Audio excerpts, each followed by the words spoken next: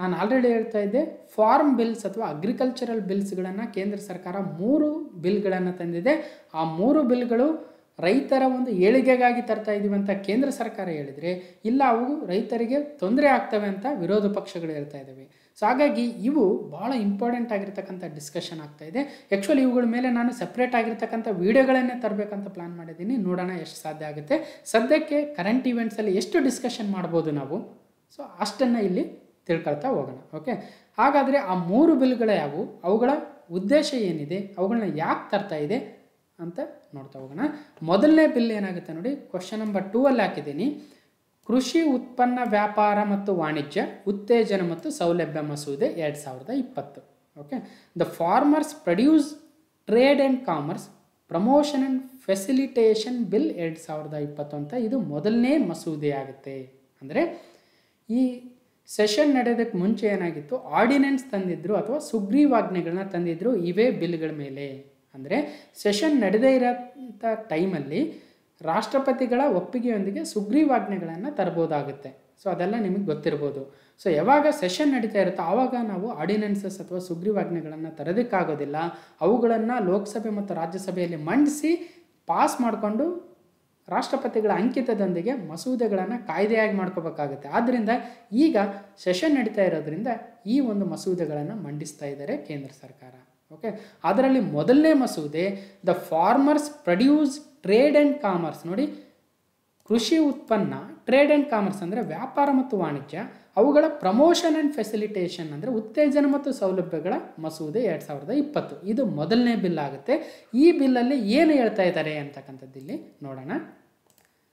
ನೋಡಿ, ಕೇಂದ್ರಕ್ಕೆ ಕೃಷಿ ಬಿಸಿ, ಕೃಷಿಕರಿಗಿದು ರಕ್ಷಾ ಕವಚ, ಆದಿ ತಪ್ಪಿಸಬೇಡಿ ಅಂತ ಪ್ರಧಾನಮಂತ್ರಿ ಮೋದಿಯವರು ಹೇಳ್ತಾ ಇದ್ದಾರೆ. ಪಂಜಾಬ್ ಹರಿಯಾಣದಲ್ಲಿ ರೈತಾಕ್ರೋಶ ತೀವ್ರವಾಗ್ತಾ ಇದೆ. ಈಗ ಅದು ದೇಶದಾದ್ಯಂತ ತೆಗೆದುಕೊಳ್ತಾ ಇದೆ. ಸೊ ಆ 3 ಬಿಲ್ಗಳಿಗೆ ಈಗ ಹೋರಾಟಗಳಾಗ್ತಾ ಇದ್ದಾವೆ. ಒಂದು ವಿರೋಧ ಪಕ್ಷಗಳು ವಾಪಸ್ ತೆಗೆದುಕೊಳ್ಳಿ ಅಂತ, ಇಲ್ಲ ಇದರಿಂದ ರೈತರಿಗೆ ಕೃಷಿಕರಿಗೆ ಒಳ್ಳೆಯದಾಗುತ್ತೆ ಅಂತ ಕೇಂದ್ರ ಸರ್ಕಾರ ಹೇಳ್ತಾ ಇದೆ. ಓಕೆ, ನೋಡಿ, ಸರ್ಕಾರ ಹೇಳುವುದೇನು, ರೈತರು ತಮ್ಮ ಉತ್ಪನ್ನವನ್ನು ದೇಶದ ಯಾವ ಭಾಗದಲ್ಲಾದರೂ ಮಾರಲು ಅವಕಾಶ ಸಿಗುತ್ತೆ ಅಂತಕ್ಕಂಥದ್ದು ಸರ್ಕಾರದ ವಾದ. ಜೊತೆಗೆ ಕೃಷಿ ವಲಯದಲ್ಲಿ ಹೂಡಿಕೆ ಹೆಚ್ಚಿ ಉದ್ಯೋಗ ಅವಕಾಶ ಸೃಷ್ಟಿ, ರೈತರ ಆದಾಯ ದುಪ್ಪಟ್ಟಾಗುತ್ತೆ ಅಂತಕ್ಕಂಥದ್ದು ಸರ್ಕಾರದ ವಾದ. ಆದರೆ ಪ್ರತಿಪಕ್ಷಗಳ ಆಕ್ಷೇಪವೇನಾಗುತ್ತೆ, ರಾಜ್ಯದ ಅಧಿಕಾರ ಮೊಟಕಾಗಲಿದೆ ಮತ್ತು APMC ಅವನತಿಗೆ ಕಾರಣವಾಗುತ್ತೆ ಅಂತ ಹೇಳ್ತಾ ಇದ್ದಾರೆ. ಬಂಡವಾಳಶಾಹಿಗಳ ಕೈಗೆ ಕೃಷಿ ವಲಯ ಜಾರಿ ರೈತರಿಗೆ ಅನ್ಯಾಯವಾಗುತ್ತೆ ಅಂತ ಪ್ರತಿಪಕ್ಷಗಳ ಆಕ್ಷೇಪ ಆಗಿದೆ. ಓಕೆ, ಈ 3 ಕೃಷಿ ವಿಧೇಯಕಗಳು ಐತಿಹಾಸಿಕವಾಗಿದ್ದು ರೈತರಿಗೆ ನಿಜವಾದ ಸ್ವಾತಂತ್ರ್ಯ ನೀಡುತ್ತವೆ. ವಾಸ್ತವದಲ್ಲಿ ಅವು ರೈತರ ರಕ್ಷಾ ಕವಚವಾಗಿ ಕೆಲಸ ಮಾಡಲಿವೆ. ಆದರೆ ಪ್ರತಿಪಕ್ಷಗಳು ಸರ್ಕಾರಕ್ಕೆ ಕನಿಷ್ಠ ಬೆಂಬಲ ಬೆಲೆ ಯೋಜನೆ ರದ್ದುಪಡಿಸುತ್ತಿದೆ, ಆಹಾರ ಧಾನ್ಯ ಖರೀದಿಸುವುದಿಲ್ಲ ಎಂದು ತಪ್ಪು ಮಾಹಿತಿ ನೀಡುವ ಮೂಲಕ ರೈತರ ದಿಕ್ಕು ತಪ್ಪಿಸ್ತಿವೆ ಅಂತ ಪ್ರಧಾನಿ ನರೇಂದ್ರ ಮೋದಿ ಅವರು ಹೇಳ್ತಾ ಇದ್ದಾರೆ. ಸೊ ಇವೆಲ್ಲ ನಾವು ತಿಳ್ಕೊಬೇಕಾಗುತ್ತೆ. ಏನು ಪ್ರತಿಪಕ್ಷಗಳ ವಾದ, ಏನು ಸರ್ಕಾರದ ಏನು ಹೇಳ್ತಾ ಇದೆ ಸರ್ಕಾರ ಅಂತಕ್ಕಂಥದ್ದು. ಈ ವಿಚಾರಗಳು KS ಮೇನ್ಸಲ್ಲಿ ಆಗಿರ್ಬೋದು ಅಥವಾ ಡೈರೆಕ್ಟ್ ಕ್ವಶನ್ಗಳಲ್ಲಾಗಿರ್ಬೋದು ನಮಗೆ ಯೂಸ್ ಆಗ್ತವೆ. ಸೊ ಹಾಗಾದರೆ ಮೊದಲನೇ ಒಂದು ಕಾಯ್ದೆ ಅಂತ ಹೇಳ್ತಾ ಇದ್ದೆ ನೋಡಿ, farmers produce trade and commerce promotion and facilitation bill 2020 features ಏನೇನಿದ್ದಾವೆ ಅಂತ. Okay, Modi government committed to double farmers income ಅಂತ. ಸೊ ಹಾಗಾದರೆ ಈ ಒಂದು ಬಿಲ್, ಮೊದಲನೇ ಬಿಲ್ಲಲ್ಲಿರ್ತಕ್ಕಂಥ, ಮೊದಲನೇ ಮಸೂದೆಯಲ್ಲಿರ್ತಕ್ಕಂಥ ವಿಚಾರಗಳು ಏನೇನಿದಾವೆ ಅಂದರೆ, ಮೊದಲನೇ ನೋಡಿ, farmers can now sell their agricultural produce at a place of his choice at a better price, increasing number of potential buyers. ಅಂದರೆ ಈಗೇನಾಗ್ತಾ ಇತ್ತು, ರೈತರು ತಾವು ಬೆಳೆದಿರ್ತಕ್ಕಂಥ ಬೆಳೆಗಳನ್ನು APMCಗಳಿಗೆ ತೆಗೆದುಕೊಂಡು ಹೋಗಿ ಅಲ್ಲಿ ಮಾರಾಟ ಮಾಡಬೇಕಾಗಿತ್ತು. ಅಂದರೆ ಇಲ್ಲಿ ತೆಗೆದುಕೊಂಡು ಹೋಗ್ತಕ್ಕಂಥ ಖರ್ಚಿತ್ತು ಮತ್ತು ತೆಗೆದುಕೊಂಡು ಹೋದ್ಮೇಲೆ ಅಲ್ಲಿ ಏನು ಬೆಲೆ ನಡೀತಾ ಇದೆಯೋ ಆ ಬೆಲೆಗೆ ಮಾರಬೇಕಾಗಿರ್ತಕ್ಕಂಥ ಅನಿವಾರ್ಯತೆ ಇತ್ತು ಒಂದು. ಓಕೆ, ಯಾಕಂದರೆ ಮತ್ತೆ ವಾಪಸ್ ತೆಗೆದುಕೊಂಡು ಬರೋಕ್ಕಾಗಲ್ಲ ಆ ಒಂದು ಪ್ರಾಡಕ್ಟ್ಗಳನ್ನ ಅಥವಾ ತನ್ನ ಒಂದು ಉತ್ಪಾದನೆಗಳನ್ನು ರೈತ. ಸೊ ಆದ್ದರಿಂದ ಈಗೇನು ಮಾಡ್ತಾಯಿದ್ರು, ಈ ಕಾಯ್ದೆಯಲ್ಲಿ ತನಗೆ ಬೇಕಾಗಿರ್ತಕ್ಕಂಥ ಪ್ಲೇಸಲ್ಲೇ ಮಾರಾಟ ಮಾಡ್ಬೋದು. APMCಗೆ ತೆಗೆದುಕೊಂಡು ಹೋಗ್ತಕ್ಕಂಥ ಅವಶ್ಯಕತೆ ಇಲ್ಲ. ಬೇರೆಯವರಿಗೆ, ರಿಟೇಲರ್ಸ್ಗೆ ಅಥವಾ ಮಿಲ್ಲರ್ಸ್ಗೆ ಇಲ್ಲೇ ತನ್ನ ಹೊಲದಲ್ಲಿನೇ ಮಾರಾಟ ಮಾಡ್ಬೋದು ಮತ್ತು ಒಳ್ಳೆ ಪ್ರೈಸ್ಗೆ ಅಂತಕ್ಕಂಥದ್ದು ಒಂದು ಅಂಶ ಆಗುತ್ತೆ. Okay, increasing the potential buyers ಅಂದರೆ ಜಾಸ್ತಿ ಜನ ಬೈಯರ್ಸ್ ಬಂದ್ಬಿಟ್ಟು ರೈತನ ಹತ್ರನೇ ಒಂದು ಪರ್ಚೇಸ್ ಮಾಡ್ಬೋದು. ಎರಡನೇದು, Essential crops like onion, potato, along with food grains, oil seeds and pulses crops have been excluded from the list of Essential Commodities Act. ಅಂದರೆ ಎಸೆನ್ಷಿಯಲ್ ಕಮಾಡಿಟೀಸ್ ಆ್ಯಕ್ಟ್ ಅಂತಕ್ಕಂಥ ಒಂದು ಕಾಯ್ದೆಯಲ್ಲಿ ಕೆಲವೊಂದು ಆಹಾರ ಉತ್ಪನ್ನಗಳನ್ನು, ಫುಡ್ ಗ್ರೇನ್ಸ್ಗಳನ್ನು, ಪಲ್ಸಸ್ನ, ಆಯಿಲ್ಗಳನ್ನ ಆ್ಯಡ್ ಮಾಡಿದ್ರು. ಅವುಗಳನ್ನು ಏನು ಮಾಡಬೇಕಾಗಿತ್ತು, ಅವರು ಎಲ್ಲಿ ಮಾರಾಟ ಮಾಡಬೇಕಾಗಿತ್ತು ಅಂದರೆ APMCಗಳಲ್ಲೇ ಮಾರಾಟ ಮಾಡಬೇಕಾಗಿತ್ತು. ಓಕೆ, ಆದ್ದರಿಂದ ಆ ಒಂದು ಉತ್ಪನ್ನಗಳನ್ನೀಗ ಎಸೆನ್ಷಿಯಲ್ ಕಮಾಡಿಟೀಸ್ ಆ್ಯಕ್ಟಿಂದ ಹೊರಗಿಟ್ಟಿದ್ದಾರೆ ಅಂತಕ್ಕಂಥದ್ದು ಈ ಒಂದು ಬಿಲ್ಲಲ್ಲಿದೆ. ಇನ್ನು ಮೂರನೇ point, farmers can make deals with licensed traders from other States as well. ಅಂದರೆ ಈಗ ನಮ್ಮ ರಾಜ್ಯದಲ್ಲಿ ಕ್ರಾಪ್ಸ್ನ ಬೆಳೆದಿದ್ದರೆ ಈ ರೈತ ಬೇರೆ ರಾಜ್ಯಗಳಲ್ಲಿರ್ತಕ್ಕಂಥ ಬೈಯರ್ಸ್ ಅಥವಾ ಪರ್ಚೇಸ್ ಮಾಡ್ತಕ್ಕಂಥವ್ರ ಜೊತೆ ನೇರವಾಗಿ ಒಂದು ಸಂಪರ್ಕವನ್ನು ಬೆಳೆಸಿ ಅವ್ರಿಗೆ ಮಾರಾಟವನ್ನು ಮಾಡ್ಬೋದು. ಅವರು ಲೈಸೆನ್ಸ್ಡ್ ಟ್ರೇಡರ್ಸ್ ಆಗಿರಬೇಕು. ಇಲ್ಲಿ ಏನಾಗ್ತಾಯಿತ್ತು, ನಮ್ಮ ತಾಲೂಕಲ್ಲಿ ಬೆಳೆದ್ರೆ ಅಲ್ಲಿನ APMCಗೆ ತೊಗೊಂಡೋಗ್ಬೇಕಾಗಿತ್ತು ಅಥವಾ ಜಿಲ್ಲೆ APMC ತೆಗೆದುಕೊಂಡು ಹೋಗ್ಬೇಕಾಗಿತ್ತು ಅಲ್ವಾ. ಸೊ ಈಗ ಹಂಗಾಗಲ್ಲ, ಬೇರೆ ರಾಜ್ಯದವ್ರಿಗೂ ಸಹಿತ ಮಾರಾಟವನ್ನು ಮಾಡ್ಬೋದು according to farmers produce trade and commerce, ಅಂದರೆ ಹೊಸ ಒಂದು ಮಸೂದೆಯ ಪ್ರಕಾರ. ಇನ್ನು ನಾಲ್ಕನೇ ಪಾಯಿಂಟಲ್ಲಿ ನೋಡಿ, this will increase the competitiveness in the market and farmers will get a good prices for their produce. ಅಂದರೆ ಈಗ ಇಲ್ಲಿ ಹೇಳಿದ್ವಿ ನಾವು, APMC ತೆಗೆದುಕೊಂಡು ಹೋದರೆ ಅಲ್ಲೇನು ಪ್ರೈಸ್ ಇದೆಯೋ ಅದೇ ಪ್ರೈಸ್ಗೆ ಮಾರಾಟ ಮಾಡಬೇಕಾಗಿತ್ತು, ವಾಪಸ್ ತೆಗೆದುಕೊಂಡು ಬರೋಕ್ಕಾಗ್ತಾ ಇರಲಿಲ್ಲ. ಇಲ್ಲೇನಾಗುತ್ತೆ, ಈಗ ರೈತನು ತಾನು ಬೆಳೆದಿರ್ತಕ್ಕಂಥ ಬೆಳೆಯನ್ನು ಎಲ್ಲಿ ಬೇಕಾದರೂ ಮಾರಾಟ ಮಾಡ್ಬೋದು ಮತ್ತು ಯಾವ ಲೈಸೆನ್ಸ್ ಟ್ರೇಡರ್ಸ್ ಯಾರಿದ್ದಾರೋ ಅವರೆಲ್ಲರೂ ಬಂದು ಪರ್ಚೇಸ್ ಮಾಡ್ಬೋದು. ಆಗ ಬೆಳೆಗೆ ಒಂದು ಒಳ್ಳೆಯ ಬೆಲೆ ಬರುತ್ತೆ ಅಂತಕ್ಕಂಥದ್ದು ಇದರಿಂದ ಗೊತ್ತಾಗ್ತಾ ಇದೆ. ಆಮೇಲೆ next point, under this bill any Merchant having A PAN number is eligible for trade. ಯಾರು ಪ್ಯಾನ್ ನಂಬರ್ ಇದೆಯೋ ಅವರೆಲ್ಲರೂ ಈಗ ಈ ಒಂದು ಉತ್ಪನ್ನಗಳನ್ನು ಪರ್ಚೇಸ್ ಮಾಡೋದಕ್ಕೆ ಎಲಿಜಿಬಲ್ ಆಗ್ತಾರೆ. ನೆಕ್ಸ್ಟ್ ಪಾಯಿಂಟಲ್ಲಿ, farmers or traders can engage in trade within state or with other state through the electronic trading platforms. ಅಂದರೆ ನಾವು ಕೇಳಿರ್ತೀವಿ NAM ಅಂತ ಬಂದಿತ್ತು ಅಲ್ವಾ, NAM ಅಥವಾ ನ್ಯಾಷನಲ್ ಅಗ್ರಿಕಲ್ಚರಲ್ ಮಾರ್ಕೆಟ್ ಅಥವಾ ಮಂಡಿಗಳು ಅಂತ ಕರಿತಾ ಇದ್ವಿ. ಅವುಗಳಿಂದ ನೋಡಿ, ಕರ್ನಾಟಕದ ರೈತ ಕೇರಳದ ಬಿಸ್ನೆಸ್ ಮ್ಯಾನಿಗೆ ಬೇಕಾದರೂ ಮಾರಾಟ ಮಾಡ್ಬೋದು ಅಥವಾ ಗುಜರಾತಲ್ಲಿರ್ತಕ್ಕಂಥ ಟ್ರೇಡರ್ಗೂ ಬೇಕಾದರೂ ಮಾರಾಟ ಮಾಡ್ಬೋದು ಥ್ರೂ NAM ಅಲ್ವಾ. ಸೊ ಅಂಥ ಒಂದು ಎಲೆಕ್ಟ್ರಾನಿಕ್ ಟ್ರೇಡಿಂಗ್ ಪ್ಲಾಟ್ಫಾರ್ಮ್ ಮುಖಾಂತರ ರೈತರು ಬೇರೆ ಬೇರೆ ರಾಜ್ಯಗಳಿಗೆ ಬೇಕಾದರೂ ಮಾರಾಟವನ್ನು ಮಾಡ್ಬೋದು. ಆಗ ಒಳ್ಳೆ ಬೆಲೆ ಎಲ್ಲಿ ಸಿಗುತ್ತೋ ಅಲ್ಲಿ ಮಾರಾಟ ಮಾಡ್ಬೋದು. ಸೊ ಅದು ಈ ಒಂದು ಮಸೂದೆಯಲ್ಲಿದೆ. ಮತ್ತು ಕೊನೆಯ point, this bill will promote a concept of one nation one market. ಒಂದು ದೇಶ ಒಂದು ಮಾರುಕಟ್ಟೆ ಅಂತಕ್ಕಂಥ ಒಂದು ಕಾನ್ಸೆಪ್ಟನ್ನು ಡೆವಲಪ್ ಮಾಡುತ್ತೆ. And allow farmers to sell their produce across the country. ರೈತರು ಇಡೀ ದೇಶದ ತುಂಬ ತಮಗೆ ಎಲ್ಲಿ ಒಳ್ಳೆ ಮಾರುಕಟ್ಟೆ ಸಿಗುತ್ತೋ, ಬೆಲೆ ಸಿಗುತ್ತೋ ಅಲ್ಲಿ ಮಾರಾಟ ಮಾಡ್ಬೋದು. ಈ ಎಲ್ಲ ಅಂಶಗಳು ಈ ಹೊಸ ಮಸೂದೆಯಲ್ಲಿದ್ದಾವೆ. ಓಕೆ, ಸೊ ಇದರಿಂದ ಏನು ತೊಂದರೆ ಆಗುತ್ತೆ ಅಂತಕ್ಕಂಥ ವಿಚಾರವನ್ನು ವಿರೋಧ ಪಕ್ಷಗಳು ಹೇಳ್ತಾ ಇದ್ದಾರೆ. ಇಲ್ಲಿ ನಾನು ಆ ತೊಂದರೆಗಳು ಏನಾಗ್ತವೆ, ಏನು ಆಗ್ಬೋದು ಮುಂದೆ ಅಂತಕ್ಕಂಥದ್ದನ್ನು ಇಲ್ಲಿ ಡಿಸ್ಕಸ್ ಮಾಡೋಕ್ಕೆ ಹೋಗಲ್ಲ. ಒಂದು ಸೆಪ್ರೇಟ್ ಆಗಿರ್ತಕ್ಕಂಥ ಫಾರ್ಮ್ ಬಿಲ್ ಮೇಲೆ ವಿಡಿಯೋ ತರ್ತೀನಿ. ಅಲ್ಲಿ ಆ ಆ್ಯಕ್ಚುಲ್ ಆಗಿರ್ತಕ್ಕಂಥ ಆ ಒಂದು ಬಿಲ್ಗಳಲ್ಲಿ ಏನಿದೆ ಪಾಯಿಂಟ್ಸ್ ಅವುಗಳ ಜೊತೆಗೆ ನಿಮ್ಮ ಜೊತೆ ಡಿಸ್ಕಸ್ ಮಾಡ್ತೀನಿ. ಓಕೆ, ಇಷ್ಟನ್ನು ಸದ್ಯಕ್ಕೆ ತಿಳ್ಕೊಳ್ಳೋಣ. Because it is just A current events discussion ಅಲ್ವಾ, ಇದೊಂದು ಫುಲ್ ವಿಡಿಯೋ ಏನಲ್ಲ ಇದ್ರ ಮೇಲೆ. ಓಕೆ, ಸಾಕು. ಸೊ ನೆಕ್ಸ್ಟು ಯಾವ ಬಿಲ್ಲು ಅಂದರೆ, ಯಾವ ಮಸೂದೆ ಅಂದರೆ ನೋಡಿ, ಮೂರನೇ ಕ್ವಶನಲ್ಲಿ ಹಾಕಿದ್ದೀನಿ. The farmers empowerment and protection agreement on price assurance and farm services bill 2020. ಅಂದರೆ ಫಾರ್ಮರ್ಸ್ ಅಂದರೆ ರೈತರ, ಎಂಪವರ್ಮೆಂಟ್ ಆ್ಯಂಡ್ ಪ್ರೊಟೆಕ್ಷನ್ ಅಂದರೆ ಸಬಲೀಕರಣ ಮತ್ತು ಸಂರಕ್ಷಣೆ, agreement on price assurance and farm services bill ಅಂದರೆ ಪ್ರೈಸ್ ಅಶ್ಯೂರೆನ್ಸ್ ಅಂದರೆ ಬೆಲೆ ಖಾತರಿ, ಫಾರ್ಮ್ ಸರ್ವಿಸಸ್ ಬಿಲ್ ಅಂದರೆ ಕೃಷಿ ಸೇವೆಗಳ ಒಪ್ಪಂದ ಮಸೂದೆ. ನೋಡಿ, ಅದರದ್ದೇ ಇಂಗ್ಲೀಷ್ ಟ್ರಾನ್ಸ್ಲೇಷನ್ ಮಾಡಿದ್ದೀನಿ. ರೈತರ ಸಬಲೀಕರಣ ಮತ್ತು ಸಂರಕ್ಷಣೆ, ಬೆಲೆ ಖಾತರಿ ಮತ್ತು ಕೃಷಿ ಸೇವೆಗಳ ಒಪ್ಪಂದ ಮಸೂದೆ 2020. ಓಕೆ, ಹಾಗಾದರೆ ಇದನ್ನು ಯಾಕೆ ತಂದಿದ್ದಾರೆ, ಇದರದ್ದು ಏನು ಫೀಚರ್ಸ್ ಇದ್ದಾವೆ? ನಾನು ಆಲ್ರೆಡಿ ಹೇಳಿದೆ, ಇದರ ಒಂದು ಕಂಪ್ಲೀಟ್ ಡೀಟೇಲ್ಸನ್ನು ವೀಡಿಯೋಗಳಲ್ಲಿ ಮಾಡ್ತೀನಿ. ಸೊ ಈಗ ಸದ್ಯ ಏನೇನು ಇಂಪಾರ್ಟೆಂಟ್ ಅಂತ ತಿಳ್ಕೊಳ್ತಾ ಹೋಗೋಣ. Modi government committed to prosperity of farmers.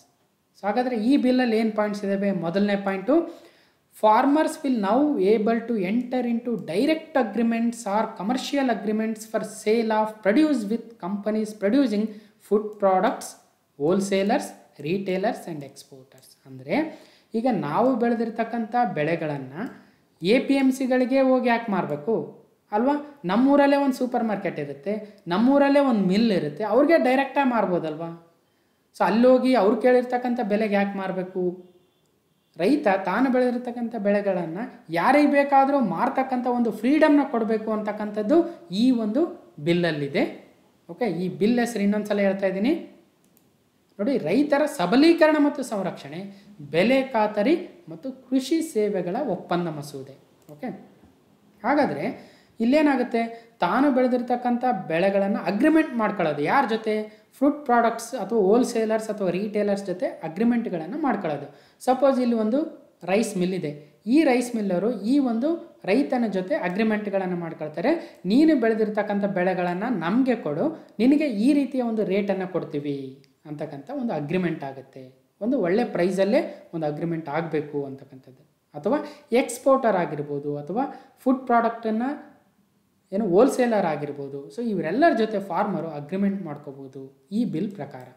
ಎರಡನೇ ಪಾಯಿಂಟಲ್ಲಿ, after the sale of produce is decided with a company or businessman, the buyer will responsible for providing a necessary means or inputs for good crop yield. ಅಂದರೆ ಈ ಒಂದು business man ಒಂದ್ಸಲ ಒಪ್ಪಂದ ಮಾಡಿಕೊಂಡ್ರೆ ಈ ರೈತನ ಜೊತೆ, ಈ ರೈತ ತನ್ನ ಬೆಳೆಯನ್ನು ಬೆಳೆಯೋದಕ್ಕೋಸ್ಕರ ಏನೇನು ಬೇಕೋ ಆ ಇನ್ಪುಟ್ಸ್ ಆಗಿರ್ಬೋದು ಅವುಗಳನ್ನು ಆ ಯಾರು ಬಿಸ್ನೆಸ್ ಮ್ಯಾನು ಅಥವಾ ಕಂಪನಿ ಇದೆಯೋ ಆ ಕಂಪನಿ ಪ್ರೊವೈಡ್ ಮಾಡಬೇಕಾಗುತ್ತೆ. ಏನೇನು, ಒಂದು ರಸಗೊಬ್ಬರಗಳು ಬೇಕಾದರೆ ಅಥವಾ ಪೆಸ್ಟಿಸೈಡ್ಸ್ ಬೇಕಾದರೆ ಅಥವಾ ಬೇರೆ ಏನಾದರೂ ವಿಚಾರ ಬೇಕಾದರೆ ಅವರು ಸಹಾಯವನ್ನು ಮಾಡಬೇಕಾಗುತ್ತೆ ಒಂದು ಸಲ ಅಗ್ರಿಮೆಂಟ್ ಆದ ನಂತರ. ಮೂರನೇ ಪಾಯಿಂಟಲ್ಲಿ ಏನಿದೆ, proper agricultural machinery and equipment will be arranged by the buyer. ಯಾರು ಬೈಯರ್ ಇದ್ದಾನೋ ಅವನೇನು ಮಾಡಬೇಕು, ಮಷಿನರಿ ಏನಾದರೂ ಟ್ರ್ಯಾಕ್ಟರ್ ಬೇಕಾ ಅಥವಾ ಇನ್ನೊಂದು ಯಾವುದೋ ಇಕ್ವಿಪ್ಮೆಂಟ್ ಬೇಕಾ, ಆ ಇಕ್ವಿಪ್ಮೆಂಟ್ಗಳನ್ನು ಅರೇಂಜ್ ಮಾಡ್ತಕ್ಕಂಥದ್ದು ಈ ಬೈಯರ್ ಕೆಲಸ ಆಗುತ್ತೆ. ಯಾಕಂದರೆ ಈ ಪ್ರೊಡ್ಯೂಸರ್ ಅಥವಾ ರೈತರು ಎಲ್ಲವನ್ನು ಪರ್ಚೇಸ್ ಮಾಡೋಕ್ಕಾಗಲ್ಲ. ಒಂದು ಟ್ರ್ಯಾಕ್ಟರ್ ಆಗಿರ್ಬೋದು ಅಥವಾ ಇನ್ಯಾವುದೋ ಇಕ್ವಿಪ್ಮೆಂಟ್ ಬೇಕಾಗಿರುತ್ತಲ್ವ, ಆ ಇಕ್ವಿಪ್ಮೆಂಟ್ಗಳನ್ನು ಆ ರೈತ ಪರ್ಚೇಸ್ ಮಾಡೋಕ್ಕಾಗಲ್ಲ. ಯಾಕಂದರೆ ನಮ್ಮ ದೇಶದಲ್ಲಿ ಸಣ್ಣ ಮತ್ತು ಅತಿ ಸಣ್ಣ ರೈತರೇ ಜಾಸ್ತಿ ಇದ್ದೀವಿ. ಹಾಗಾಗಿ ಈ ಬೈಯರ್ ಏನು ಮಾಡ್ಬೋದು, ಸೊ ಆ ಎಲ್ಲ ಒಂದು ಇಕ್ವಿಪ್ಮೆಂಟ್ಗಳನ್ನು ಆ ರೈತನಿಗೆ ಕೊಡ್ಬೋದು. Okay, next, the buyer will provide a technical guidance and advice to the farmer must take full partial responsibility of crop risk. ಅಂದರೆ ಒಂದು ಟೆಕ್ನಿಕಲ್ ಗೈಡೆನ್ಸನ್ನು ಮತ್ತು ಅಡ್ವೈಸ್ಗಳನ್ನು, ಅಂದರೆ ಯಾವ ಬೆಳೆಯನ್ನು ಬೆಳೀತಾ ಇದ್ದಾನೋ ಆ ರೈತ ಆತನಿಗೆ ಟೆಕ್ನಿಕಲ್ ಗೈಡೆನ್ಸನ್ನು ಕೊಡಬೇಕಾಗುತ್ತೆ ಮತ್ತು ಅಡ್ವೈಸ್ಗಳನ್ನು ಕಾಲಕ್ಕೆ ಕೊಡಬೇಕಾಗುತ್ತೆ. ಅದು ಈ ಬೈಯರ್ನ ಕೆಲಸ ಆಗುತ್ತೆ ಅಥವಾ ಈ ಬೈಯಿಂಗ್ ಕಂಪನಿಯ ಕೆಲಸ ಆಗುತ್ತೆ. ಓಕೆ, ಇಲ್ಲಿ ಸಪೋಸ್ ರೈತ ಎ ಇದ್ದಾನೆ, ಇನ್ನೊಂದು ಕಂಪನಿ ಯಾವುದೋ ಎಕ್ಸ್ ಕಂಪನಿ ಇದೆ. ಈ ಎಕ್ಸ್ ಕಂಪನಿ ಈ ಎ ರೈತನ ಜೊತೆ ಅಗ್ರಿಮೆಂಟ್ ಮಾಡ್ಕೊಂಡ ನಂತರ ಇಷ್ಟೆಲ್ಲ ಕೆಲಸಗಳನ್ನ ಮಾಡಬೇಕಾಗುತ್ತೆ according to the new bill which is ಏನು ಈಗೇನು ಮಸೂದೆಯನ್ನು ಮಂಡನೆಯನ್ನು ಮಾಡಿದ್ದಾರೆ ಆ ಒಂದು ಬಿಲ್ ಪ್ರಕಾರ. ಓಕೆ, ನೆಕ್ಸ್ಟು ಫಿಫ್ತ್ ಪಾಯಿಂಟಲ್ಲಿ ನೋಡಿ, during the crop production the crop will continue to be owned by the farmer and crop will be insured and the farmer will also be able to take a loans from the financial institutions. ಅಂದರೆ ಒಂದು ಈ ಒಂದು ಬೆಳವಣಿಗೆ ದಿನಗಳೇನಿದೆಯೋ ಅದರಲ್ಲಿ ಆ ಫಾರ್ಮರೇ own ಆಗಿರ್ತಾನೆ ಆ ಒಂದು ಕ್ರಾಪ್ ಮೇಲೆ ಒಂದು. ಆಮೇಲೆ ಈ ಒಂದು ಬೆಳೆಗಳಿಗೆ ಇನ್ಶೂರೆನ್ಸನ್ನು ಮಾಡಿಸ್ಬೇಕಾಗುತ್ತೆ. ಜೊತೆಗೆ ಆ ಫಾರ್ಮರ್ ಅಥವಾ ರೈತ ಫೈನಾನ್ಷಿಯಲ್ ಇನ್ಸ್ಟಿಟ್ಯೂಷನ್ಸಿಂದ ಅಂದರೆ ಬ್ಯಾಂಕ್ಗಳಿಂದ ಸಾಲವನ್ನು ತೆಗೆದುಕೊಳ್ಳಲು ಸಹಿತ ಸಾಧ್ಯ ಮಾಡಿಕೊಡ್ಬೇಕಾಗುತ್ತೆ ಈ ಬೈಯರ್ ಆಗಿರ್ಬೋದು ಅಥವಾ ಈ ಕಾನೂನು ಆಗಿರ್ಬೋದು. ನೆಕ್ಸ್ಟ್ ಲಾಸ್ಟ್ ಪಾಯಿಂಟಲ್ಲಿ, crop grown under the agreement shall be exempted from the rules and laws relating to the sale of agricultural produce and the provisions of the essential commodity act. ಅಂದರೆ essential commodities ಆ್ಯಕ್ಟಲ್ಲಿ ಈಗ ಒಬ್ಬ ರೈತ ಏನಾದರೂ ಬೆಳೆಯನ್ನು ಬೆಳೆದಾಗ ಅದನ್ನು ಮಿಲ್ಲಿಗೆ ಕಳಿಸಿದರೆ ಆ ಮಿಲ್ಲವರು ಲೇವಿಯನ್ನು ಕೊಡಬೇಕಾಗತ್ತೆ ಸರ್ಕಾರಕ್ಕೆ. ಆ ಲೇವಿಗಳನ್ನು ಆ ಒಂದು ರೂಲ್ಸ್ ಆ್ಯಂಡ್ ಲಾಸನ್ನು ಈಗ ತೆಗೆದಿದ್ದಾರೆ. ಸೊ ಆದ್ದರಿಂದ ಇದು ಒಂದು ಒಳ್ಳೆಯ ಒಂದು ಕಾನೂನು ಮಸೂದೆ ಅಂತ ಕೇಂದ್ರ ಸರ್ಕಾರ ಹೇಳ್ತಾ ಇದೆ. ಇದರಲ್ಲಿ ಏನು ಲೂಪ್ ಹೋಲ್ಸ್ ಇದ್ದಾವೆ ಅಂತ ವಿರೋಧ ಪಕ್ಷಗಳು ಹೇಳ್ತಾ ಇದ್ದಾರೆ. ಆ ಎಲ್ಲವುಗಳನ್ನು ನಾವು ಕಾಂಪಿಟೇಟಿವ್ ಎಕ್ಸಾಮ್ಗೆ ಓದ್ತಕ್ಕಂಥವ್ರು ತಿಳಿದುಕೊಳ್ಬೇಕಾಗುತ್ತೆ. ಯಾಕಂದರೆ ಈ ಒಂದು ಕಾನೂನುಗಳ ಮಸೂದೆಗಳ ಚರ್ಚೆಯನ್ನು ಮಾಡಿ ಅಥವಾ ತುಲನಾತ್ಮಕವಾಗಿ ಬರೀರಿ, ಏನು ಸರಿನಾ ಅಥವಾ ತಪ್ಪ ಅಂತಕ್ಕಂಥದ್ದನ್ನು ಎಕ್ಸಾಮ್ಗಳಲ್ಲಿ ಕೇಳ್ತಾರೆ. ಅದರಲ್ಲೂ KS ಮೇನ್ಸಲ್ಲಿ ಈ ರೀತಿಯ ಕ್ವಶನ್ಗಳು ಬರ್ತವೆ. ಅಲ್ಲಿ ನಾವು ಕೇವಲ ಒಳ್ಳೆಯ ವಿಚಾರಗಳಲ್ಲ, ಅದರಿಂದ ಆಗ್ತಕ್ಕಂಥ ತೊಂದರೆಗಳೇನಿದ್ದಾವೆ ಅವುಗಳನ್ನೂ ಸಹಿತ ಬರಿಬೇಕಾಗುತ್ತೆ. ಆ ಎಲ್ಲ ಅಂಶಗಳನ್ನು ನಾನು ಸಪ್ರೇಟ್ ಆಗಿರ್ತಕ್ಕಂಥ ವಿಡಿಯೋದಲ್ಲಿ ಪರ ವಿರೋಧಗಳ ಚರ್ಚೆಯನ್ನು ಮಾಡ್ತೀನಿ. ಇಲ್ಲಿ ಕೇವಲ ಕರೆಂಟ್ ಇವೆಂಟ್ಸ್ಗೆ ಬೇಕಾಗಿರ್ತಕ್ಕಂಥ ಇನ್ಫಾರ್ಮೇಷನ್ಗಳನ್ನ ಹೇಳ್ತಾ ಹೋಗ್ತೀನಿ. ಓಕೆ, ನೆಕ್ಸ್ಟು ಮೂರನೇ ಬಿಲ್ಲು ಅಗತ್ಯ ಸರಕುಗಳ ತಿದ್ದುಪಡಿ ಮಸೂದೆ 2020 ಅಂದರೆ ದ ಎಸೆನ್ಷಿಯಲ್ ಕಮಾಡಿಟೀಸ್ ಬಿಲ್ 2020 ಇದು ಅಮೆಂಡ್ಮೆಂಟ್ ಬಿಲ್ ಆಗುತ್ತೆ. ಯಾಕಂದರೆ 1955ರಲ್ಲಿ ನಮ್ಮ ಎಸೆನ್ಷಿಯಲ್ ಕಮಾಡಿಟೀಸ್ ಆ್ಯಕ್ಟ್ ಇತ್ತು. ಓಕೆ, ಈಗ ಅದರ ತಿದ್ದುಪಡಿ ಮಸೂದೆಯನ್ನು ಮಂಡನೆಯನ್ನು ಮಾಡಿದ್ದಾರೆ. ಹಾಗಾದರೆ ಅಗತ್ಯ ಸರಕುಗಳ ತಿದ್ದುಪಡಿ ಮಸೂದೆ 2020ರ ಫೀಚರ್ಸ್ ಏನು, ಲಕ್ಷಣಗಳು ಏನಿದ್ದಾವೆ ಅಂದರೆ ನೋಡಿ, ಫಸ್ಟ್ ಆಫ್ ಆಲು ಈ ಎಸೆನ್ಷಿಯಲ್ ಕಮಾಡಿಟೀಸ್ ಆ್ಯಕ್ಟ್ ಅಂದರೆ ಏನು ಅಂದರೆ it is a law that gives the centre and state governments the power to regulate the production, supply, distribution and prices of commodities. ಈಗ ನೋಡಿ, ಆನಿಯನ್ ಬೆಲೆ ಜಾಸ್ತಿ ಆದಾಗ ಆನಿಯನ್ ರಫ್ತು ಮಾಡೋದನ್ನು ನಿಷೇಧವನ್ನು ಮಾಡ್ತಾರೆ. ಆಗೇನಾಗುತ್ತೆ, ಸಪ್ಲೈ ನಮ್ಮ ದೇಶದಲ್ಲಿ ಜಾಸ್ತಿ ಆಗುತ್ತೆ. ಸಪ್ಲೈ ಜಾಸ್ತಿ ಆದಾಗ ಬೆಲೆ ಕಡಿಮೆ ಆಗುತ್ತೆ. ಇಲ್ಲದೆ ಹೋದರೆ ಬರೀ ಎಕ್ಸ್ಪೋರ್ಟ್ ಮಾಡ್ಕೊಂಡು ಕುಂತ್ರೆ ನಮ್ಮ ಜನಗಳಿಗೆ ಆನಿಯನ್ ಸಿಕ್ಕದೆ ಬೆಲೆ 100 ರೂಪಾಯಿ 200 ರೂಪಾಯಿ ಕೆಜಿ ಆಗೋದನ್ನು ನಾವು ನೋಡ್ತಾ ಇದ್ದೀವಿ. ತೊಗರಿಬೇಳೆನೂ ಇದೇ ಥರ ಆಗುತ್ತೆ. ಶುಗರು ಜಾಸ್ತಿ ಆಗದೆ ಇರೋಂಗೆ ಆ ಎಸೆನ್ಷಿಯಲ್ ಕಮಾಡಿಟೀಸ್ ಆ್ಯಕ್ಟಲ್ಲಿ ರೂಲ್ಗಳಿದ್ದಾವೆ. ಸೊ ಈ ರೀತಿಯ ಕಂಟ್ರೋಲನ್ನು ಎಸೆನ್ಷಿಯಲ್ ಕಮಾಡಿಟೀಸ್ ಆ್ಯಕ್ಟಲ್ಲಿ ಇದೆ. ಆದರೆ ಇದರಿಂದ ಏನು ಪ್ರಾಬ್ಲಮ್ಮು ಅಂದರೆ ನೀತಿ ಆಯೋಗದವ್ರು ಹೇಳ್ತಾ ಇದ್ರು, ಈ ಒಂದು ಕಮಾಡಿಟೀಸ್ ಆ್ಯಕ್ಟಲ್ಲಿ ಏನಿದೆಯೋ ಆ ರೂಲ್ಸ್ಗಳು ನಮ್ಮ ಫಾರ್ಮ್ ಎಕ್ಸ್ಪೋರ್ಟ್ಗೆ ತೊಂದರೆ ಆಗ್ತಾ ಇದ್ದಾವೆ. ಆದ್ದರಿಂದ ಏನಾಗ್ತಾ ಇದೆ, ಈ ಕಮಾಡಿಟೀಸ್ ಆ್ಯಕ್ಟಲ್ಲಿ ಚೇಂಜಸ್ನ ತರಬೇಕು. ಯಾಕಂದರೆ ಇದು ಹಳೆ ಕಾಲದ ಒಂದು ರೂಲ್ಸ್ ಆಗಿದ್ದಾವೆ ಅಂತಕ್ಕಂಥದ್ದನ್ನು ನೀತಿ ಆಯೋಗದಲ್ಲೂ ಹೇಳಿದರು, ಪ್ಲಸ್ ಈವನ್ ಎಕನಾಮಿಕ್ ಸರ್ವೇದಲ್ಲೂ ಕೂಡ ಇದ್ರ ಬಗ್ಗೆ ಹೇಳಿದರು. Why do they reforms matter, ಯಾಕೆ ಇದು ಒಂದು ಮ್ಯಾಟರ್ ಆಗುತ್ತೆ ಈ ಚೇಂಜಸ್ಗಳು ಅಂದರೆ the act came into being 1955 when the economy was dealing with a food storage and famine. ಅಂದರೆ 1955ರ ಕಾಲಘಟ್ಟದಲ್ಲಿದ್ದಂಥ ಪರಿಸ್ಥಿತಿಯೇ ಬೇರೆ, ಈಗಿರ್ತಕ್ಕಂಥ ಪರಿಸ್ಥಿತಿಯೇ ಬೇರೆ. ಹಾಗಾಗಿ ಈ ಒಂದು ಎಸೆನ್ಷಿಯಲ್ ಕಮಾಡಿಟೀಸ್ ಆ್ಯಕ್ಟ್ 1955ಕ್ಕೆ ತಿದ್ದುಪಡಿಯನ್ನು ತರಬೇಕು ಅಂತಕ್ಕಂಥದ್ದು ವಾದ ಆಗಿತ್ತು. ಹಾಗಾಗಿ ಈ ಚೇಂಜಸ್ನ ತರ್ತಾ ಇದ್ದಾರೆ. ಈ ಚೇಂಜಸ್ನ ತಂದರೆ ಏನಾಗುತ್ತೆ, no limit on the quantity the traders can buy and hold as a stock. ಹಿಂದೆ ಏನಾಗ್ತಾ ಇತ್ತು, ಜಾಸ್ತಿ ಆನಿಯನ್ಗಳನ್ನು ಎಲ್ಲಾದರೂ ಸ್ಟೋರ್ ಮಾಡಿಟ್ಕೊಂಡಿದ್ರೆ, ಪಲ್ಸಸ್ನ ಎಲ್ಲಾದರೂ ಸ್ಟೋರ್ ಮಾಡಿಟ್ಕೊಂಡಿದ್ರೆ ಮಾಡ್ತಕ್ಕಂಥ ನ್ಯೂಸನ್ನು ನಾವು ಕೇಳ್ತಾ ಇದ್ವಿ, ಹೆಚ್ಚಿನ ಸ್ಟೋರೇಜ್ ಮಾಡಿದರೆ. ಈಗ ಅದನ್ನು ತೆಗಿತಾ ಇದ್ದಾರೆ, ಯಾರು ಎಷ್ಟು ಬೇಕಾದರೂ ಹೋಲ್ಡ್ ಮಾಡ್ಬೋದು, ಬೈ ಮಾಡ್ಬೋದು. ಏನು ಅಡ್ವಾಂಟೇಜ್ ಆಗುತ್ತೆ ಯಾರು ಹೆಚ್ಚಿಗೆ ಜಾಸ್ತಿ ಬೈ ಮಾಡಿದ್ರೆ ಅಂದರೆ ನೋಡಿ, pulses, cereals, edible oil, oilseeds and onions and potatoes out of essential commodity act. ಈಗ ಇವುಗಳೆಲ್ಲ ಈ ಒಂದು ಆ್ಯಕ್ಟಿಂದ ಹೊರಗಡೆ ಬಂದಿರೋದ್ರಿಂದ ಏನಾಗುತ್ತೆ ಅಂದರೆ ಈ ಒಂದು ಸಪ್ಲೈಯರ್ಸು ಅಥವಾ ಬೈಯರ್ಸ್ ಏನು ಮಾಡ್ತಾರೆ, ಜಾಸ್ತಿ ಪರ್ಚೇಸ್ ಮಾಡ್ತಾರೆ. ಜಾಸ್ತಿ ಪರ್ಚೇಸ್ ಮಾಡಿದಾಗ ನಮ್ಮ ರೈತರು ಜಾಸ್ತಿ ಬೆಳೆದಿದ್ರಲ್ವ, ಅದನ್ನು ಈಗ ಈ ಒಂದು ಬೈಯರ್ಸು ಪರ್ಚೇಸ್ ಮಾಡೋಕ್ಕೆ ರೆಡಿ ಇರ್ತಾರೆ. ಯಾಕಂದರೆ ಹಿಂದೆ ಏನಾಗ್ತಾಯಿತ್ತು, ಜಾಸ್ತಿ ಈ ಒಂದು ಆನಿಯನ್ನ ಬೆಳೆದಾಗ ಕೊಳ್ಳೋರೇ ಇರ್ತಾ ಇರಲಿಲ್ಲ. ಕೊಳ್ಳೋರು ಇಲ್ಲದೆ ಇದ್ದರೆ ಏನಾಗುತ್ತೆ, ಯಾಕಂದರೆ ಅವ್ರಿಗೆ ಒಂದು ರಿಸ್ಟ್ರಿಕ್ಷನ್ಸ್ ಇದ್ದು, ಅಷ್ಟು ಮಾತ್ರ ಕೊಡಬೇಕಾಗ್ತಾಯಿತ್ತು. ಹಾಗಾಗಿ ಪ್ರೈಸ್ ಡೌನ್ ಆಗ್ತಾಯಿತ್ತು. ಈಗ ಪ್ರೈಸ್ ಡೌನ್ ಆಗೋಕ್ಕೆ ಚಾನ್ಸ್ ಇಲ್ಲ ಅಂತಕ್ಕಂಥದ್ದು ಇದರಿಂದ ಗೊತ್ತಾಗ್ತಾ ಇದೆ. ಸೊ ಇದರ ಲೂಪ್ ಹೋಲ್ಸ್ನ again we will discuss in a separate video. So ಇಷ್ಟು ಈ 3 ಆ್ಯಕ್ಟ್ಗಳು ಭಾಳ ಇಂಪಾರ್ಟೆಂಟ್ ಆಗ್ತವೆ. ಓಕೆ.